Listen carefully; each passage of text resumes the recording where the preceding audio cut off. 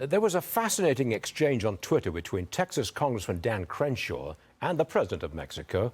President Obrador pushed back against calls for the U.S. military to go after the cartels. Congressman Crenshaw responded to that in Spanish. He said eliminating the cartels is in the interests of both countries. President Obrador responded to that, saying he would encourage Mexicans and Hispanics in America not to vote for Republicans. Congressman Dan Crenshaw joins me now, the man himself. I can't remember a foreign leader trying to have a direct impact on an American election. I think that's outrageous. Yeah, that's a foreign election interference. Yeah. So pretty sure it's against the law, AMLO. Look, AMLO works for the cartels at this point. That seems pretty clear. He's more interested in representing the cartels than the Mexican people. Look, I'm here for the American people and I'm here for the Mexican people. The Mexican people want to get rid of the cartels. The Mexican people don't like that they produce fentanyl, sell it. By the way, they do sell it in their country. Of course, there's drugs in Mexico, just like there's drugs here. It's all produced in Mexico. The precursors come from China. AMLO lets that happen. He lets his cartels operate with impunity, and he gets upset with American politicians like me who actually want to help him. You know, look, the authorization of the use of military force, what does that do? Look, it gives our president the authority to use our resources so that we can work with the Mexican government. Just like any kind of operation that we do it by, with, and through the host nation, especially an ally like Mexico. Mexico is an extremely important ally to us. I don't know why AMLO is getting so defensive about this.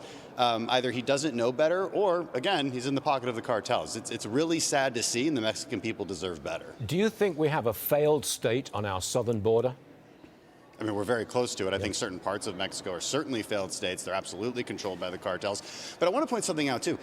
One of the reasons I push so hard for this authorization of military force and everything else in this rhetoric is because it gives us leverage. And I wish Biden would pay attention. I'm Biden's best friend right now on this. Like, if he would just join me on this, he would make him look stronger. Or, look, he can play good cop, I'll play bad cop. I don't care. I'm game to do whatever because this is such an important issue for the American people. We're losing 70,000 plus people a year to this.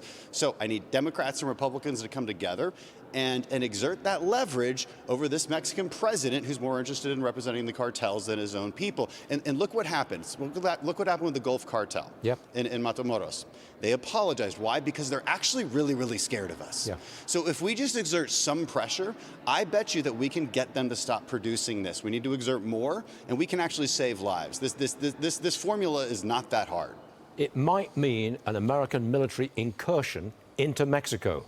If we did that, what do you think the reaction would be? Well, if we did it without telling them, their reaction would be pretty severe, but we don't have to, right? Now, but we can talk about it and of course get those reactions, and I'm glad we have been talking about it because it's actually gotten the president's attention, and he's come after me 3 times this week. Yeah. I mean, I'm just a lowly congressman here, but he's come after me 3 times, so it's obviously gotten his attention. That's what I'm looking for here. Now, I need our president to take it forward. I need Democrats to join me. This has to be bipartisan. I do not want to make this partisan. I want them to join me. Just imagine the leverage we would have over AMLO if a bipartisan Congress said, look, I want our president to have this authority. I want to work with Mexico on it. To be clear, I want it to look like Plan Colombia. We had a great success in Colombia because we had partners there. And that country is so much better now than it was 20 years ago.